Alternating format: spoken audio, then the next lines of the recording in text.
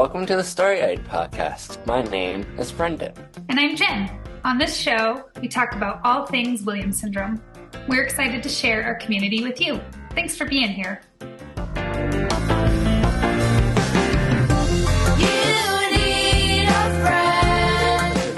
Hide like there. If I just stay like this and I don't move, you can't see like the suitcase and everything else behind me. Yep. So it's just me and you today. Yep. Which is just fine. Jen is, as we speak. Yep. On her way back. On her way back from Japan. Did you see any of the photos and stuff and stuff that she put on like Instagram and stuff? No, I haven't. I was sick, so I've just been trying to get better, which I am better. I don't sound like I just hit puberty anymore, so that's great. Because I was talking like this the whole entire time. Yep. That was not a vibe. Well, it was a vibe, just not the right vibe. Yeah. And then I had Summer Games for Special Olympics this past weekend, which was amazing. I got a silver in the 25-meter freestyle and a gold in the 4x25 unified relay. Awesome. Which was crazy. The heats were insane. The 25-meter heat was, three of us were like under 23 seconds. Wow. It was, that was like the heat of the day. And then our relay team was on fire. We did really good. That's awesome. Yeah. I think you posted something on Facebook or something, or your mom did. Yeah. I honestly strolled right on by it because with your wet hair and not wearing glasses, I was like, wait, no, that was Brendan. That was Brendan. Yeah. Oh my God. I do not wear glasses when I swim, and I don't wear my earrings when I swim. Oh, sure. They slow you down. Well, yeah, you don't want the earrings in, you want the earrings out so that the water can pass through. Right. Plus getting chlorine and then putting chlorine inside your ears is not always a great idea. So, yeah. Sure. I don't want to lose them in the process, so. Yep. So right now what is happening is we are taking a couple weeks off, essentially. Yep. Jen is just returning from Japan. I will be going on the Adventure Seekers cruise. Brendan is always busy. So what do you have coming up? Like, do you still have more Olympic stuff? Yeah, golf. Now that swimming is over, golf season starts the 7th of July. Yeah. And then the fall festival is in September. And then I usually take the winter off and just focus on family stuff. Yeah. So because of the holidays and whatnot. We thought we would present to you. This is a little cross-promotional fun thing. Yeah. Joanne Starkman was super nice. She just started. She just started her podcast. Yet she somehow already has 400 episodes or something. Just cranking them out. Oh my God. But amazing. we were lucky enough. She had all three of us on.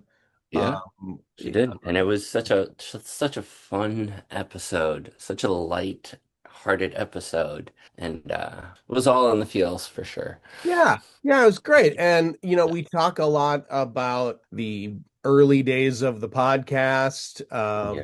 And back when Stephanie started and then you took over a few episodes in. I thought, we're a couple years in. I don't know how much people are able to go back and listen to the back catalog, but we thought maybe some people would be interested in the humble beginnings of the Starry-Eyed podcast. And of course, it worked out great because now Innersense is our sponsor. We love them. And we adore them. I used their products today in my hair today. Yep, I have my daily serums and I've been using the hair renew oil and the treatment before you take a shower once or twice a week, and it's really helped. And they're great products. And so it was super awesome of them to sponsor us, to send us some products, and then obviously it was really a delight for Joanne to ask us to come and be on her show. So Yeah. with permission, I'll replay it essentially in its entirety, and you can Yeah. tell that she has a professional editor that Oh and multiple yeah. studios, not just doing it on Zoom. Um, Right. there's Yeah. it She's locked in. it makes makes me feel like I got to step up my game, but that's In okay. time, Joel. In In time. time. In time. But it's enjoy. Joanne's wonderful. She's she creates a lovely room, and it Yep. was a blast talking with her. Yep. Shout out to the Starkmans. They Shout out rock. to the Stuckmans. I Let's get to see go, people. I Let's get to see Morgan. go. Morgan's coming on the cruise, so it'll be fun to see Oh, her yay. and Cool. chat with her. And I got to make sure to bring some of my Innersense products along for Yes, sir. cruise, because that salt water is damaging on my quaff. Yeah. Yeah. All right, here we go. Boom. Welcome to Trust Your Innersense with Joanne Starkman podcast. I'm Joanne Starkman, and I look forward to going on this collaborative journey with you to ignite inspiration, inspire self-discovery, and instill new meaning in life. I'm excited to host a wonderful array of guests, including innovators, creatives, expert coaches, teachers, and much, much more who come together to share their stories. Each episode reveals how they've embraced their inner sense to pursue their passions and shine their unique lights in the world. We'll have thought-provoking discussions and chat about tools that will provide fresh perspectives to help you create a joyful and meaningful life. As founder and chief visionary officer of award-winning hair care brand Innersense Organic Beauty, I am also an avid meditator, platform artist, author, and mother of a special needs young adult. Over 20 years ago, I intentionally brought mindfulness to morning routines by authoring each affirmation on Innersense Organic Beauty's products, which we call Innerflections. You can check them out on the back of the bottle. It's my goal to have this podcast to be your warm and compassionate companion, whether you're on a journey for deeper meaning, seeking greater joy, or in need of love and healing. Let's continue our journey of self-discovery, self-care, and self-love. I'm so glad you're here. Let's dive into this week's Trust Your Innersense episode now.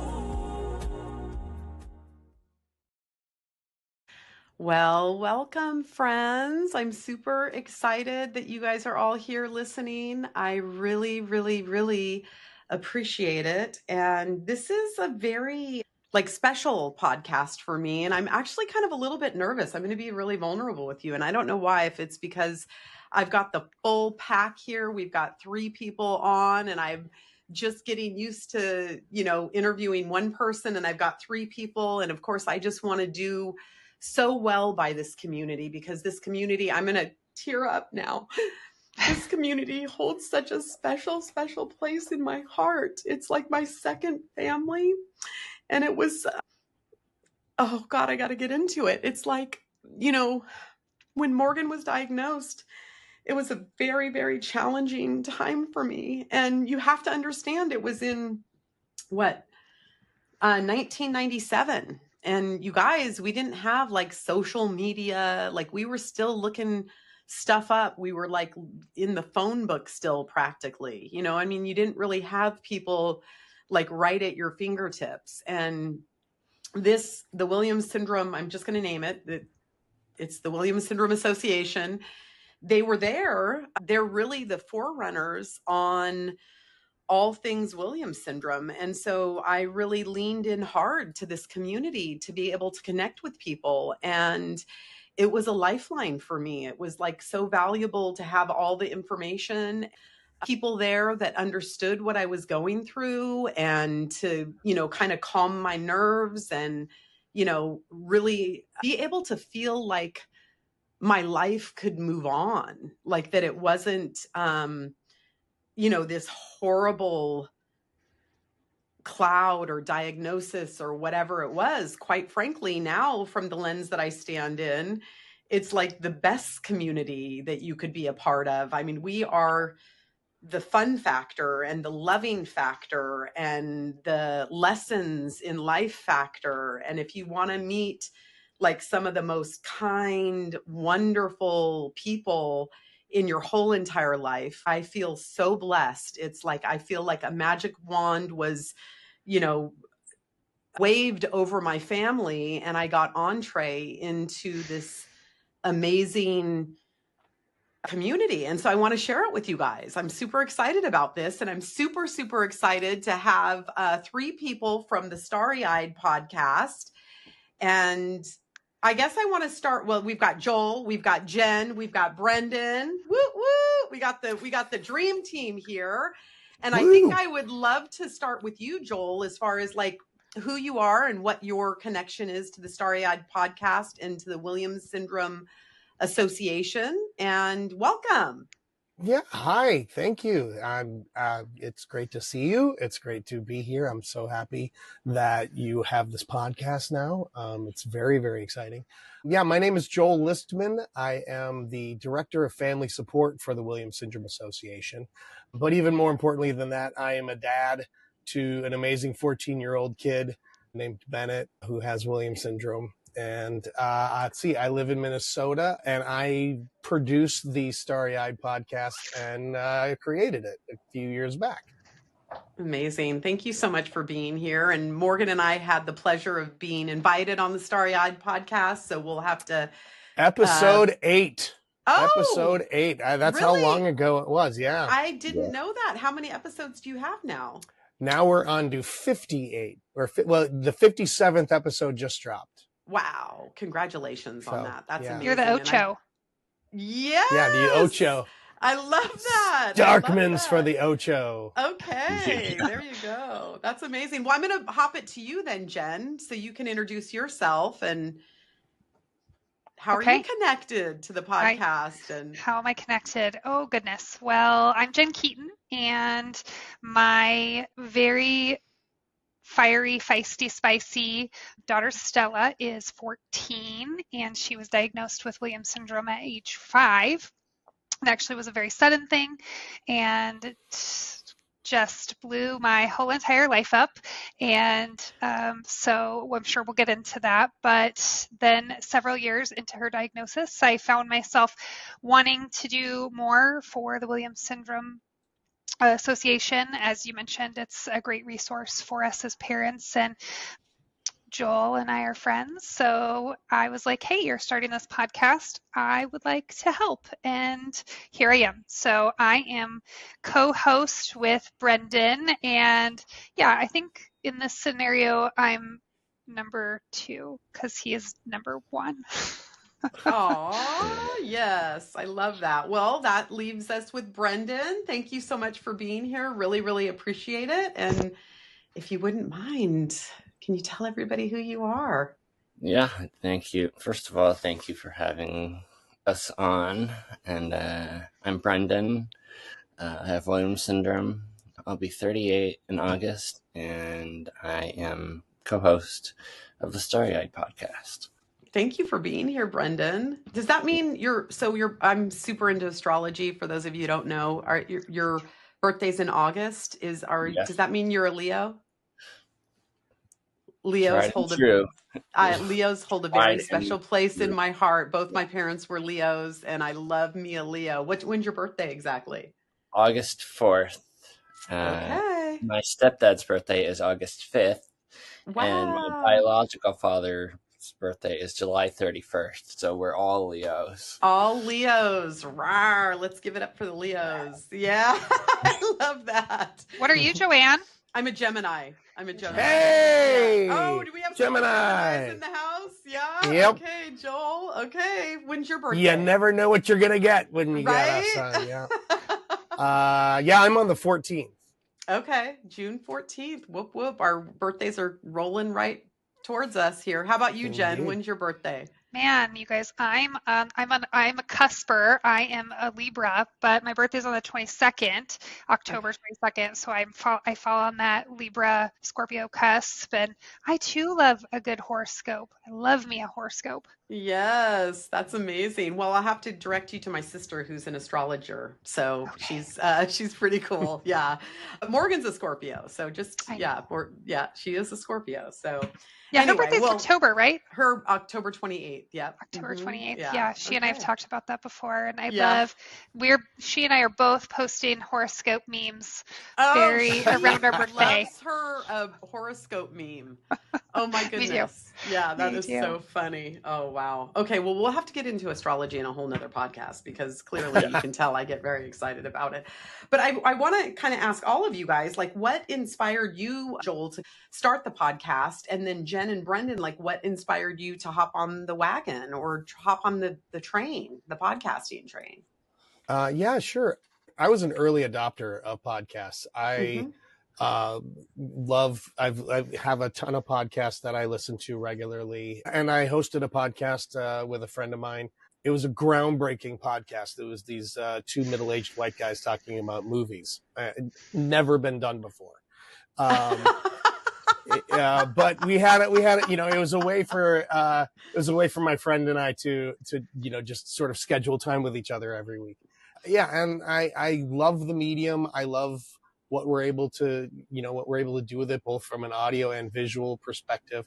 And so when I joined the WSA, it was one of the first things that I proposed when I came on staff was to have a podcast. I believe it's a great way to get information out there, to promote what the WSA does. Because I mean, a lot of people are just like, okay, well, you're the Williams Syndrome Association, so you help people with Williams syndrome and their families.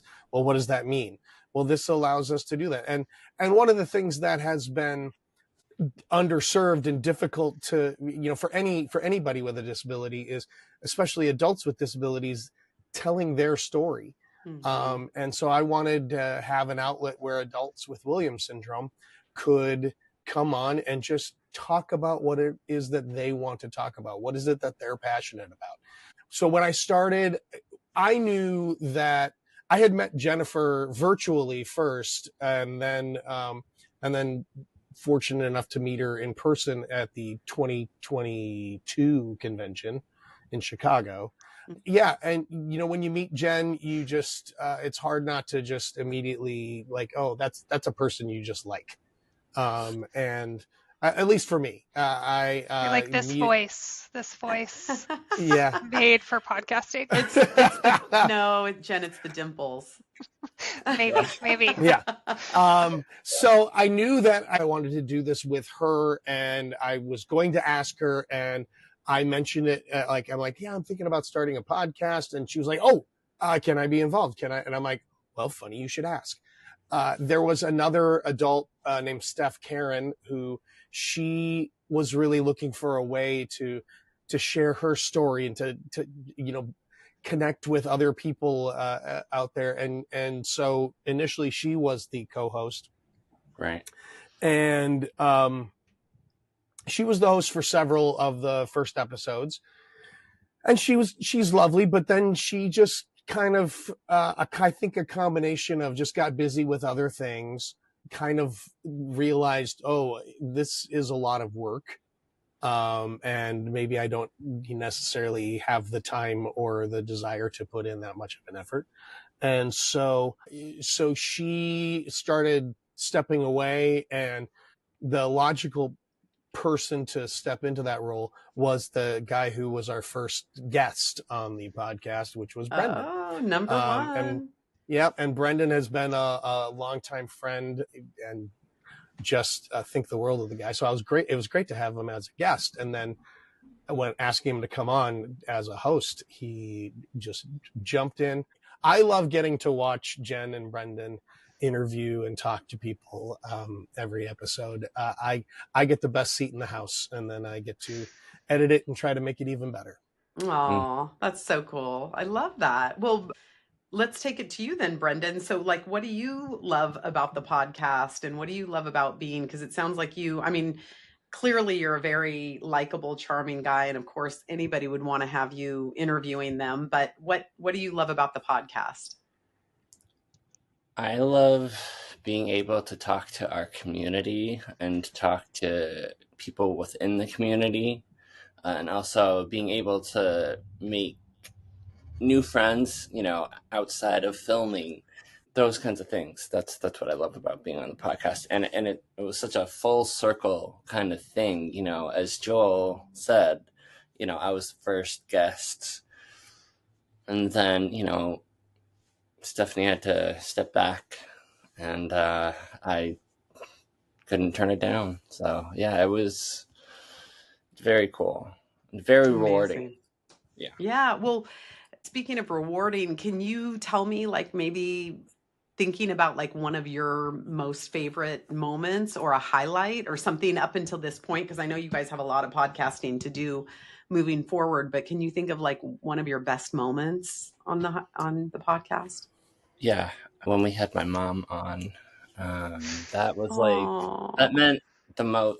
One of the episodes that really meant the most to me, because she's like my ride or die, so she's always been in my corner, and to have her on was really cool and really special. And yeah, that, and having Dr. Poper on, she and herself is amazing. And yes. Yeah, those probably are like my favorite. Aww. Was there anything that thank you for sharing that with me. Is there anything that you like learned about your mom, or anything that like, is there anything that specifically that transpired on the podcast? Give me a juicy detail about it. Like, well, I don't know. I think, during that time when we had the podcast, she wasn't feeling well, and, so we had all got the flu pretty much. So that wasn't great, but, it was fun nonetheless. Oh, I love that. Well, thank you. That's amazing. So Jen, I want to go to you, like as a mom with to a daughter with Williams syndrome. Yeah, tell me a little bit more about your story, and just what does that look like for you, being a mom to a daughter? Well, to a sassy, spicy daughter. I know you just started crying when we started this episode, and I was like, oh God, it's like hitting me all in the feels, because I think you understand, and yeah, it's a journey. It's a huge chapter of my life. I'm going to try not to cry. Oh God. You can try. You can cry if you want. You're like, you can try not. You can try not to cry, but you're gonna. Try not to cry. You're gonna. Now I'm You're gonna. Dr. Seuss over here. I know. It's okay. Yeah, that could be like a goal. Get people on the show, and then like, how long does it take before they cry? Right. Yeah, Stella was diagnosed at 5, and it was a very sudden thing. We had known that there were some things going on with her, but she's my first kiddo, so I was just oblivious. And I was a working mom. I was a career mom. I was an executive in an industry that was very busy, and so I think my heart knew that there was something there, but I just was moving at light speed, and doctors just kept telling us like, well, there's all these weird things, but she's fine.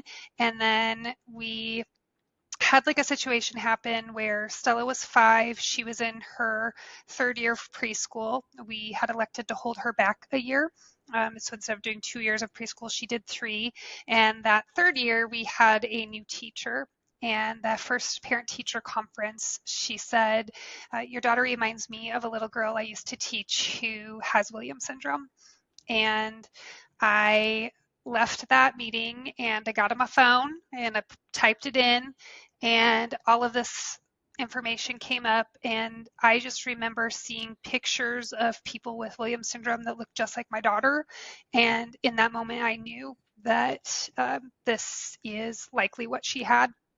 So then we sort of worked backwards into a diagnosis, and I did that all while trying to navigate, like I would say that there's the life before I had Williams syndrome, and there's the life I had after. So that moment while I was changing, moving into that next season of my life was really arduous. I ended up leaving my career, not because of Stella and her Williams syndrome, but definitely a part of the reason. And I just felt this calling in my heart to make a shift and do things differently. So the last almost 10 years, Stella will be 15 in July, so we're coming up on our 10-year diagnosis anniversary. It's been oh, that's so a word now.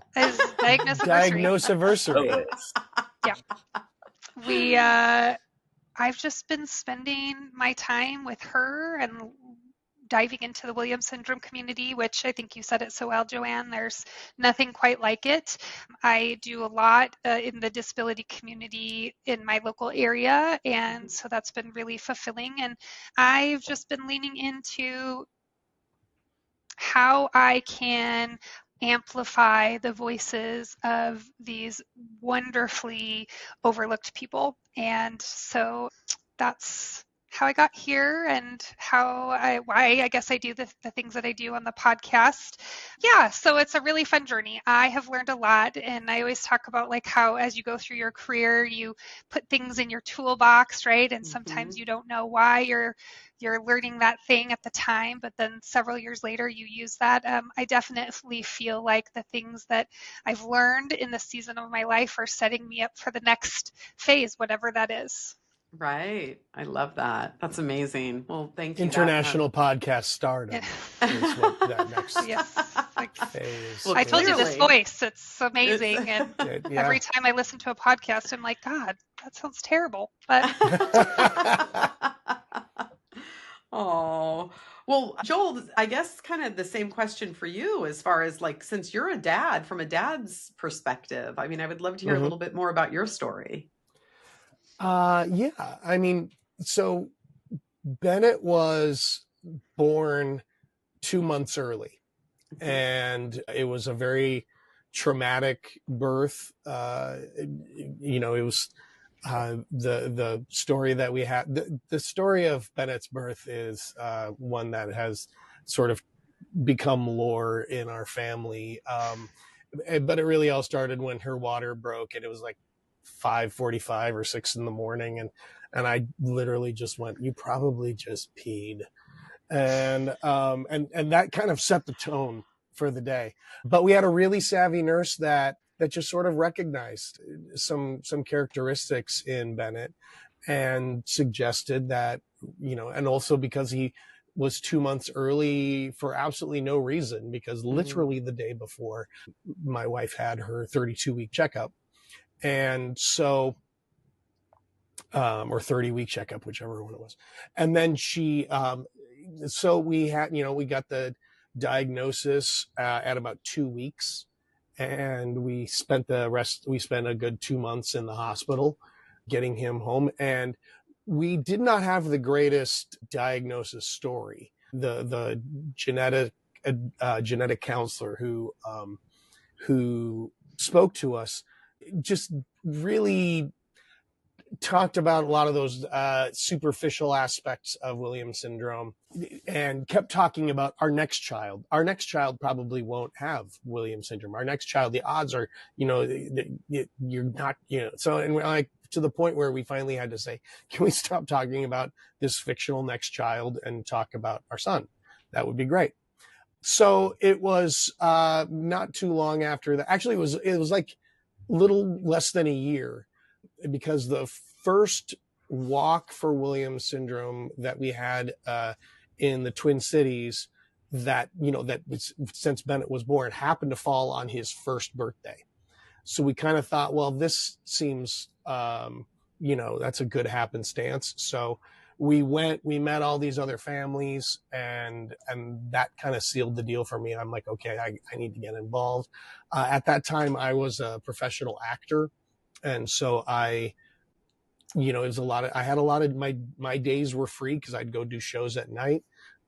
So my wife and I were able to sort of juggle the kiddo a little bit. And, and so then volunteered a lot. And then that turned into, when the pandemic hit and all of the acting work went away, I really leaned into learning more about advocacy, learning about the disability community at large, and specifically Williams syndrome. And that led to me eventually joining the staff. And so, so that's kind of my journey as to how I got here. And, and along the way, I've been able to meet some tremendous people, which is another reason why I wanted to start the podcast, was to get their messages out.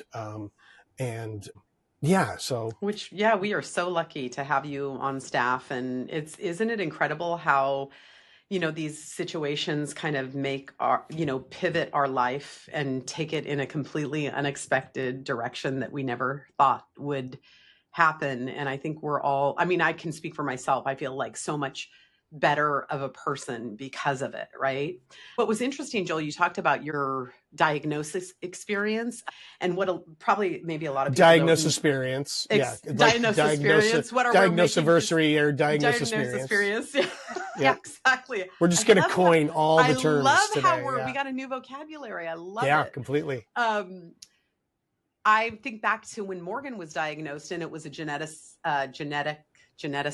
Okay, now I'm twisted, tripping over my tongue here. But I was actually like 2 or 3 weeks out to deliver my son Max, so I was completely pregnant when Morgan was diagnosed. And I remember that brief. She didn't kind of harp on the child that was not there, but there was a moment where she said to me, don't worry, this is not going to affect your unborn child or whatever. And I was just thinking to myself, lady, I'm not thinking about this unborn child right now. I'm here because of this child. It's just so funny. And they think it came from a very kind place. She was trying to console me. And so I'm sure that that's, potentially what was happening for you too. But there wasn't even a child, that there was no pregnancy there. And they were mentioning that. So interesting. Yeah, right? Real quick. I think there's an element of it where a lot of people think that, and I think the geneticists and genetic counselors also inherently feel this as humans, where they feel like this diagnosis is something that is being done to you. Oh, we've done this to you. And so that they want to be protective because they're good people. And so that's why I think they're like, it's not going to affect your other kids, or, they want to protect you from it. Because they feel like they've done something to you, which I get it, but it's also not the most helpful thing at that, maybe not the most helpful. Maybe for some, it's exactly what they need to hear. Exactly. At least in my case, it was that I need to talk about that little nugget that's in the other room. Exactly. Yeah. Mm-hmm. Well, nonetheless, all these beautiful Williams syndrome people that have completely, enriched our lives in so many ways and made us take journeys that we never thought we would be on. I want to bring it back to you, Brendan, as far as just the idea of how do you feel like you use your voice in this platform to empower others with Williams syndrome, who may feel a little bit different, or maybe are trying to find connection. So what would you say to that? How do you feel like what you're doing is empowering your peers? I think it's extremely powerful and empowering, because I get to talk to people that our stories relate to. Mm-hmm. I can relate to my life experiences to their life experiences, and we have different viewpoints. So yeah, it's really cool. Yeah, one of the things that I love, and what Brendan really brings to the podcast, in my opinion, is a great example of the spectrum of Williams syndrome. Mm-hmm. Like Brendan said, so much there's that Venn diagram, those circles. There's a lot of intersection, but there's still some very key parts of who they are as people and how their Williams syndrome is presenting. And that some of the people that we've had on are their Williams syndrome, not just who they are, but let's isolated in terms of the things that Williams syndrome brings to the table. The Williams syndrome parts of it are different. And things that are challenges for others. Like, for instance, my son has, knock on wood, hasn't had any of the heart issues that I know other other people with Williams syndrome have had. So it's like that show, Brendan is a great example of, Brendan's a great example of a human being, but Brendan, his Williams syndrome and fortunately Brendan's ability to communicate his story is really, really wonderful. And so it helps.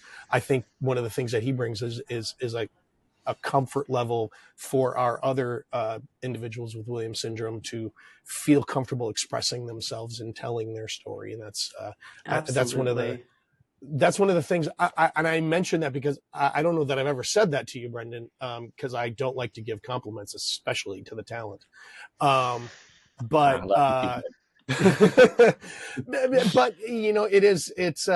it's something that I didn't realize that I was getting when we asked you to come on as the co-host.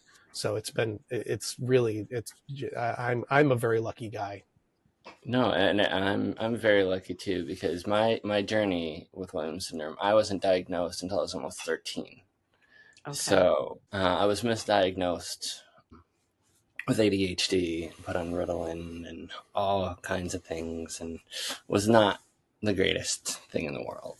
And then I was properly diagnosed when I was like maybe 12-ish and wasn't, almost 13. So it's been definitely a journey for sure. Yeah, but like Joel said, and I would echo Brendan, I think the thing that you do a great job of is this podcast, I think, has maybe not just the podcast, but the work that you do on the board, because Brendan is also a board member for the Williams Syndrome Association. It's really, I think, given you the confidence that you needed to step into your natural leadership abilities. And that's what I see from you. I see people feeling comfortable with you because they know that you can relate to them and their Williams syndrome journey. But I've also seen you be able to relate to the community at large, right? Like the parents of individuals who have Williams syndrome, the researchers and educators of those working with Williams syndrome. And I think that you bring stability to all of the things that we touch that's really important. So I know that you probably already know that, but I feel like it's important to say that it's definitely something that I think has really been highlighted since you've been on the podcast. Oh, I love that. I think this feels like a little bit more like a confessional tell-all, like how this is like a love fest here. That's what I was thinking. I'm in love with love. I love nothing more than a love fest. So you guys. My gosh. But Joanne, don't you think, like, I don't know if you see this with Morgan, because I know Morgan works with you at Innersense. Yes. So, historically, like, people with disabilities have not been valued, right, in like the workplace for what they can bring. And what I have seen, and you have probably seen, as well as your employees have probably seen, is that there's so many talents that our people have, and they make what we do so much better and brighter. And there's this gold there that I just wish every industry could find and exploit, because it really, I think, has like some strategic benefits to all different kinds of organizations, not just what we do with Williams syndrome. And I'm sure you've seen that, like I said, with Morgan and being the director of Joy, like that has created ripples, I'm sure, in your community that you never thought were possible. Oh, absolutely. And it definitely warms my heart to think that, Morgan, because I don't know about you guys, but as a parent, you think to yourself, like, at least I feel like I just wanted to be a guide and an usher to bring Morgan to her best place. And just knowing that every human being has a place in life, and we all want to feel valued and loved, and like we're contributing to something bigger than just ourselves. And that was something I always wanted for Morgan. and never knowing or realizing that it was going to be actually something that I created. I mean, it's just kind of mind blowing to think. And sometimes I think for me, it's almost getting out of the way of these magical, wonderful people and giving them more space and more, a longer leash, and just kind of letting them, because sometimes I just sit back and I'm like, how did she create that? How did she make that magic happen? It just, the opportunities feel like they're just abundant and abound. And and when they get to like the place, like Brendan, right? Like he had all of these great things, right, all along. It's just who he is as a person. But then being able to be in the right place with his work that he does in the board, and now being able, he didn't tell you this, but he also was on MTV. What? Okay, back to Brendan. Sorry, Jen. Put a pin in that, Brendan. It sounds like you are not giving all the dirt. Nope. You're being a little laid back on that couch there, and I'm getting there. Okay, let's hear it. Okay, MTV. That's like, wow. I remember when MTV launched. That's what's cool. Telling you how old I am. But anyway. Yep. It was an experience for sure. I worked on a show called How's Your News, and it was about a group of individuals with disabilities that traveled the country as a news group and a band. So we filmed 6 episodes. We filmed in New Orleans, New York, Austin, Texas, LA, Las Vegas. It was crazy. We signed our contracts and we were off for 3 weeks filming, and rock star status. Oh my goodness. It was interesting. It was pretty cool. There was ups and downs, but well, so that, which leads me to remind me, you play an instrument, right? I do. And can you tell us, what do you play? Drums are my primary instrument. I also play electric guitar, acoustic guitar, and bass guitar. And I build guitars on the side. Whoa, that's amazing. What's your favorite kind of music? Ooh, it's funny. I have a very I like a lot of genres of music. I went and studied Latin jazz and blues jazz for 3 years at a community music school, but my favorite genre of music is progressive rock. So It's very like this to this side of the genres. What's your favorite song to play? Ooh, it depends on the artist and the genre of music. Gosh. Progressive rock. Okay. What's your favorite song? Panic Attack by Dream Theater. That right there, it's a really, really, it's a complicated song to play. A lot of odd time signatures. I also love Three Doors Down. I love Dave Matthews Band. I love Fish. Good. Yep. I love Grateful Dead. I love Led Zeppelin. Fool in the Rain is like one of my favorite songs to play too. Okay. That the shuffle beat was one of the original shuffle beats that got me into the shuffle beat. Amazing. Okay, I love that. I'm taking notes over here because I'm not as musically studied as most. You've just given me some tips over here. Usually we're not. Yes, we're not. Yeah, right. I remember when Morgan was in her bridge program, maybe, and one of the aide or teacher or somebody came up to me and they said, "You guys must be listening to 80s music nonstop at your house. She knows the words to every single song." And I'm thinking to myself, I never play 80s music. And then subsequently now, I listen to 80s music in the 80s, don't get me wrong. But, I was like, how does she do that? I don't know. It's like a wonderful gift and talent, the fun, musicality of it all. Yep. That's amazing. Well, real back to MTV. One last thing, Brendan, because it's so cool to think about. Like, can you give me a highlight of that whole experience? Just like one, like your favorite moment where you were just like, this is incredible. Crowd surfing at the Bowery Ballroom in New York City at our premiere. What?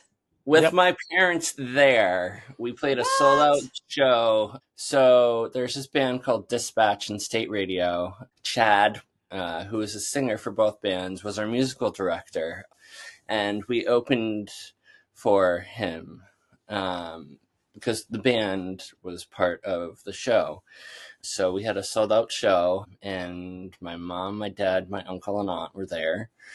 And I went crowd surfing for the first time ever and ended up with handprint bruises all over my body, and it was totally worth it. Totally worth it. Totally worth it. And also getting to play at Toad's Place in New Haven.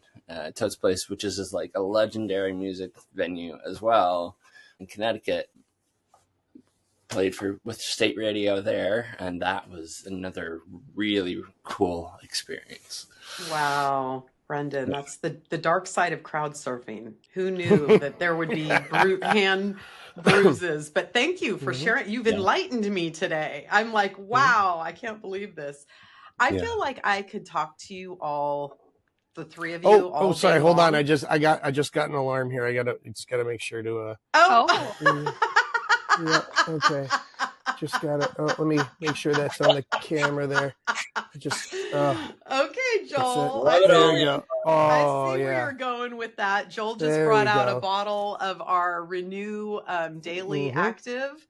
Which Daily Active doesn't serum. It feel good? It's the best. Yeah. It's the best.